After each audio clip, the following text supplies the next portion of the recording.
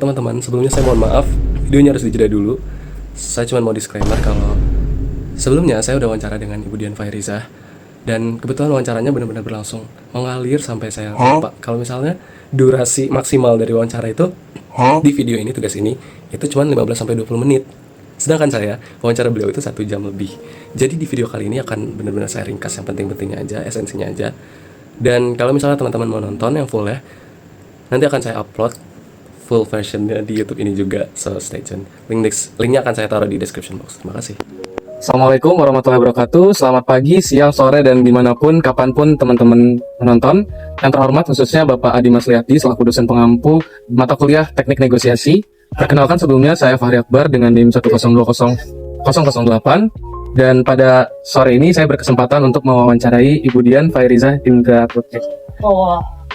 Selaku Ibu saat ini menjabat. Kalau saya saat ini menjabat sebagai Asisten Direktur Keuangan di PT SDP Indonesia Ferry Persero di kantor pusatnya di Jakarta. Keren sekali ya pemirsa. Ini bintang tamu saya saat ini. Salam kenal Bapak Ibu dan teman-teman semua. Benar-benar langsung Asisten Direktur. Iya betul. Mungkin boleh diceritakan singkat saja Bu ya. Ibu berarti sudah berapa Kalau di ASDP sendiri, saya udah kerja dari tahun 2018, terus mengawali karirnya nggak langsung jadi asisten direktur. Pertamanya itu jadi orang SDM, staff SDM, staff pendidikan dan learning and development, pendidikan dan pelatihan. Jadi training, terus kalau mau upgrade, misalnya sekolah lagi, beasiswa, magang, itu di kita semua. Habis itu saya dipercaya pindah ke bagian humas. Humas itu corporate secretary, itu humasnya ASDP di bagian Korkom, corporate communication. Jadi kayak jubirnya kantor ini gitu dari kita. Nah, 2022 saya dipercaya jadi asisten direktur keuangan gitu. Luar biasa, berarti kurang lebih dari 2018. Iya, hampir 7 tahun. 7 tahun masuk 8 tahun. Iya, masih 8 tahun. Udah lama juga, lumayan lama. Berarti pengalaman HR juga udah banyak itu ya. Kebetulan karena saya S2-nya HR juga SDM di VIA UI, lulusnya 2000. Tadi harusnya 2023 akhir, tapi jadinya 2024 awal. Gitu, Mbak Fahri. Terima kasih atas perkenalan singkatnya dari Ibu Dian. Mungkin selanjutnya kita langsung masuk ke poin utama wawancara. Oke, wawancara. Oke, jadi pada wawancara kali ini kita akan berfokus untuk mendiskusikan terkait pengimplementasian teknik negosiasi dalam konteks pekerjaan HR. Sebelumnya tadi Ibu sudah menjelaskan Ibu berpengalaman sebagai staf HRD sejak 2018. Betul. Kira-kira menurut Ibu apa sih peran dari negosiasi ini untuk HR sendiri? Awalnya itu gini, HR itu adalah kalau di organ badan manusia itu adalah jantungnya perusahaan. HR atau kalau di ASDP ini masih di SDM. Jadi nanti mungkin ada pelajarannya nanti dari personalia kalau kamu pernah dengar, habis itu naik ke SDM, transformasi lagi. Jadi naik levelnya itu namanya transformasi. Dari SDM nanti naik lagi ke HRM, dari HRM nanti naik lagi HCM, dari HCM nanti naik lagi ke HC, Human Resource. Nah, kayak gitu ada HR, HC. Nah, itu transformasi atau perubahan, perkembangan. Jadi tadi balik lagi, HR itu jantungnya perusahaan, di mana perusahaan yang bagus berarti HR-nya harus bagus. Nah, kalau misalnya jantung kita keadaannya nggak sehat atau HR-nya nggak sehat, berarti perusahaannya nggak sehat ya, dan kurang bagus. Nah, kalau teknik negosiasi ini di HR ya pastinya banyak lini ya. Misalnya kayak nego di bagian rekrutmen, nego di bagian salary atau gaji, terus gaji itu kan remunerasi. Nah, terus nego di bagian mutasi dan rotasi kayak gitu. Nah, kalau aku bisa cerita, ASDP ini perusahaan di 29 cabang di seluruh Indonesia. Sekarang tinggal 27 karena 2-nya tutup karena memang lautnya sudah tidak pas untuk misalnya kan kita di bagian kapalnya transportasi laut, jadi lautnya itu kayak udah misalnya kapal kita besar ya, nanti kalau lautnya kecil kan udah nggak nampung udah nggak maksimal untuk ini, jadi akhirnya pelabuhannya ditutup. Jadi sekarang ada bergerak di 27 cabang di seluruh Indonesia. Nah, terus provinsi di Indonesia ini kan ada 34. Berarti dari 27, 34 kurang 27, sekian lah ya.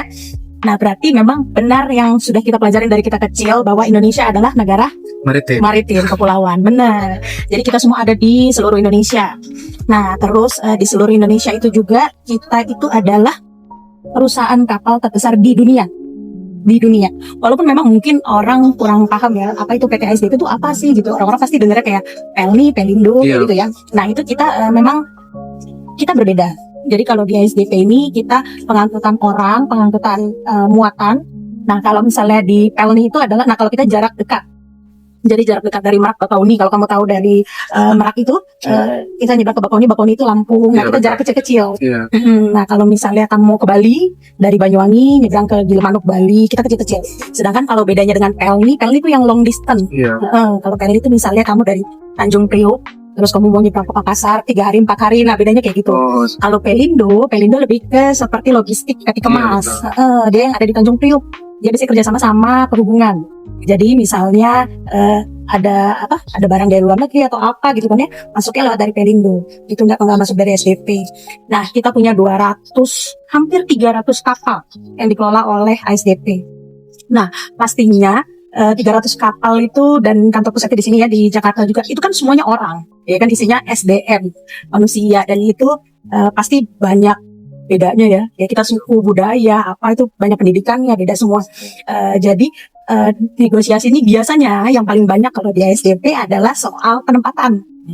Itu penempatan. Jadi penempatan. Nah tapi gini, kalau di ASDP itu jadi kita itu kan di bawah Kementerian BUMN. Nah sekarang Kementerian BUMN digantikan Danantara. Kalau kita dengar Danantara, terus sekarang KBUMN-nya, K itu Kementerian BUMN-nya diganti jadi BP BUMN atau Badan BP BUMN. Nah itu Badan Pengelola BUMN, Nah jadi sekarang kita di bawah itu ya, di bawah Danantara, di bawah BP BUMN. Jadi kita itu sebenarnya sudah diatur. Jadi kan masuk, bedanya sama misalnya kalau kita kerja di swasta. Kalau di swasta kan dari bosnya mau taruh di mana, penempatannya di mana. Sedangkan kalau BUMN ini memang dikelola dari kantor pusat, SDM-nya kantor pusat. Nah, tapi di peraturan yang namanya SK atau surat keputusan. Nah, SK setiap orang itu berbeda-beda penempatannya, apalagi kita tuh punya tadi 27 cabang. Jadi nah nanti biasanya di situ tuh nego yang terjadi itu di situ. Tapi karena di SK pertamanya setelah Tuhan Yang Maha Esa, keduanya adalah siap ditempatkan di mana saja. Kalau di SDP kayak gitu. Jadi ya itu nanti kalau kamu tanya-tanya soal itu banyaknya di situ, bagian penempatan. Gitu. Baik, berarti area HR yang dominan untuk penggunaan negosiasi ini dari penempatan. Kalau untuk rekrutmen, seleksi itu juga termasuk? Ya, jadi semua itu dikelola di kantor pusat ini di ASDP di Jakarta. Nah, nanti penempatan itu juga diputuskan oleh dari rapat antara kita dan user. Nah, jadi saya bahas sekalian. Rekrutmen di ASDP ini ada 2. Pertama masuk dari kampus hiring. Kedua sekarang istilahnya adalah rekrutmen BUMN bersama. Ada webnya sendiri. RKBB apa RBKK yang kayak gitulah ya. Rekrutmen bersama. Jadi dari 2 itu. Jadi ada sekitar kalau tidak salah 8 tahapan rekrutmen ya, seperti administrasi, kesehatan, psikologi, ada wawancara user dan sebagainya. Jadi misalnya dari ASDP butuh 50 orang misalnya gitu ya. Ada yang di keuangan 10, ada di IT 10, ada di akuntansi 10 misalnya kayak gitu. Nah, itu nanti kita saring dari rekrutmen. Saring lalu ditempatkan. Dan di terakhir tadi rekrutmen itu ada 8 tahap. Di tahap akhir adalah wawancara user. Jadi nggak sembarangan. Jadi nggak kayak kamu tempatin di sini ya, nggak bisa. Jadi ada wawancara user. Misalnya kamu sama saya, nanti misalnya saya butuhnya orang SDM yang kayak gini nih gitu. Oh ini oke nih, cocok nih kayak gitulah ya. Nah nanti baru dikelola lagi sama orang SDM-nya.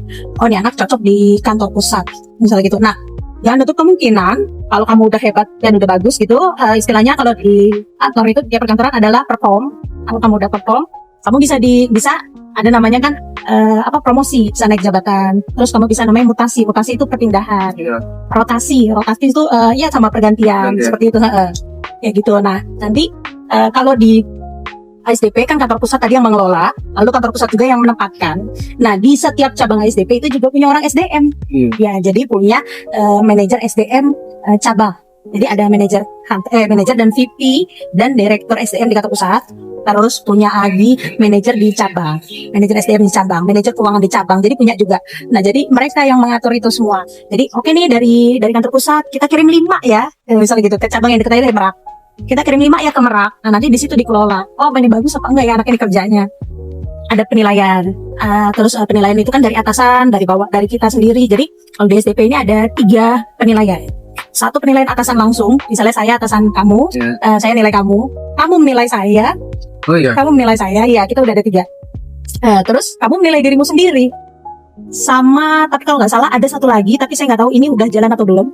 Teman sekitar yang menilai kita. Nah kayak gitu. Jadi untuk negosiasi perpindahan orang itu nggak sembarangan, banyak prosesnya.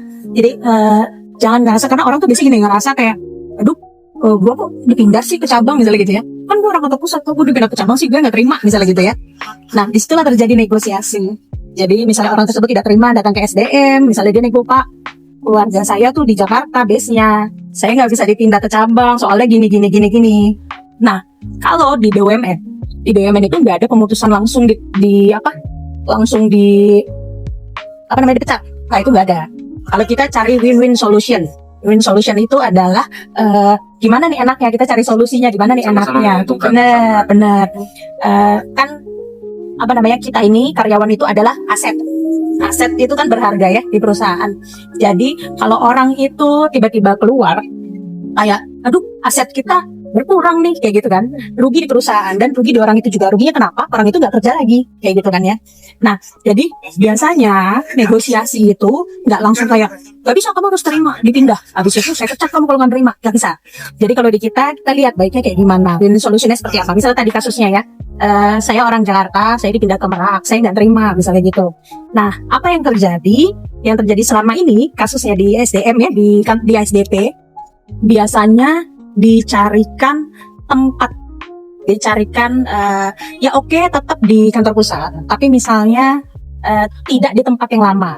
Oh, di tempat yang lama tuh artinya divisi atau? Iya, tidak di divisi yang lama. Misalnya kayak saya asisten direktur keuangan, tiba-tiba nih nggak ada angin nggak ada hujan, saya dipindah ke Merak.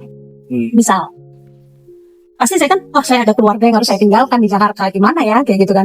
Nah nanti misalnya win-win solution yang saya nggak mau, pokoknya saya nggak mau pindah ke Merak misalnya gitu, saya maunya di Jakarta. Nanti dikasih pilihan sama SDM, kamu tidak bisa lagi di tempat jadi asisten direktur, tapi kita pilihkan seperti ini. Seperti ini biasanya itu juga memang agak sedikit kejam terdengarnya, tapi biasanya kalau tidak levelnya sama, biasanya levelnya turun. Gitu. Biasanya gitu, solusi negosiasinya kayak gitu. Jadi nanti dari kita lagi yang ambil keputusan. Ya udah deh, kita turun aja, nggak apa-apa, yang penting tetap di kantor pusat, tetap di Jakarta.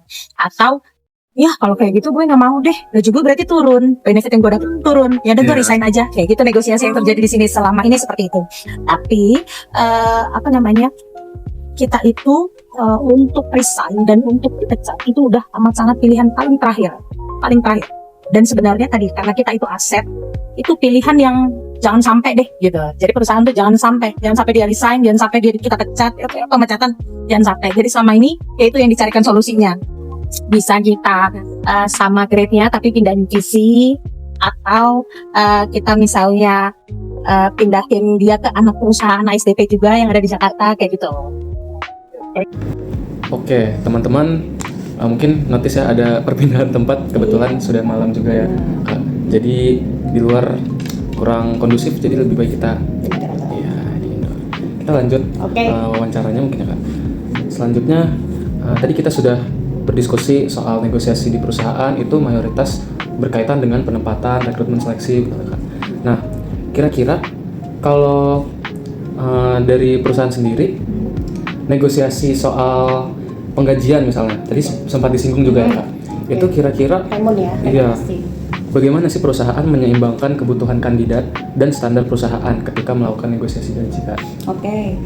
Kalau soal gaji juga ada di dalam SDM, pekerjaannya salah satu tupoksinya pekerjaan SDM. Jadi kalau soal gaji, karena kita tadi orang BUMN, biasanya itu punya standarnya masing-masing. Nah, BUMN yang kamu tahu mungkin ada banyak kayak Pertamina, kayak PLN, kayak apa. Nah, jadi dari berapa ratus BUMN itu ada grade-nya secara nggak langsung. Jadi grade-nya misalnya grade A-nya yang cuannya besar ibaratnya ya, bahasa sekarangnya Pertamina. Grade A. Grade B-nya kayak PLN misalnya gitu. Oh, grade A juga BRI. Bank-bank tuh biasanya di grade A malah. Nah, kalau ASDP ini masuknya ke grade C. Jadi biasanya kita sama-sama yang lain tuh selevel gitu. Nah, kalau soal nego di gaji itu biasanya misalnya sudah ada standarnya. Jadi misalnya karyawan masuk, misalnya gajinya misalnya kita gajinya 6 juta misalnya gitu, untuk fresh graduate atau lulusan kampus. Nah 6 juta ini dilihat misalnya nggak ada istilahnya karena domisilinya dia di sini jadi di sini gajinya beda, enggak. Jadi kalau di ASDP semua sama rata. Jadi even kamu kerja di Jakarta, kerja di Merak, kerja di Bakauni, kerja di Papua, kerja di mana sama. Yang membedakan adalah grade-nya person grade. Jadi kayak misalnya kamu udah berapa lama nih kerja di SDP, misalnya person grade kamu berapa, misalnya gitu. Kalau level staff itu seingatku ya grade-nya itu 9. Nah, grade-nya 9, misalnya grade 9 misalnya levelnya gajinya misalnya standarnya 6, misalnya 6 juta. Nah, semua tuh sama yang grade level 6, 9 sama. Kecuali misalnya kamu ditugaskan menjadi misalnya nih kamu staff HR, staff SDM. Terus kamu ditugaskan misalnya dipindahkan menjadi misalnya personal assistant. Misalnya gitu, PA-nya siapa, VP siapa, bos siapa gitu ya. Asistennya bos siapa. Nah, itu kamu dapat tunjangan. Otomatis kamu berbeda gajinya sama yang ya karyawan aja gitu. Nah, untuk negosiasi di gaji itu biasanya dilakukan di awal ya, pas misalnya udah keterima, dapat SK penempatan. Nah, di situ ada di awalnya pasti ada salary.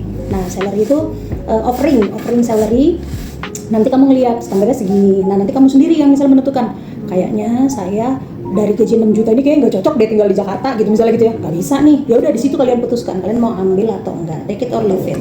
Ya, selanjutnya Ibu, seberapa jauh sih hasil negosiasi itu diukur dampaknya terhadap karyawan maupun untuk pengembangan organisasi? Diukurnya sejauh mana? Iya. Kalau kamu tahu, nanti mungkin kamu belajar ya. Jadi saya dulu pas di pasca sarjana ada namanya skala Likert. Skala Likert pasti tahu Ya, kan? dari 1, 2, 3, 4, 5 ya. bagus enggak apa-apa survei kayak kita kalau ngisi Google Form, ngisi apa kayak gitu. Nah, itu kan ada penilaian kayak gitunya.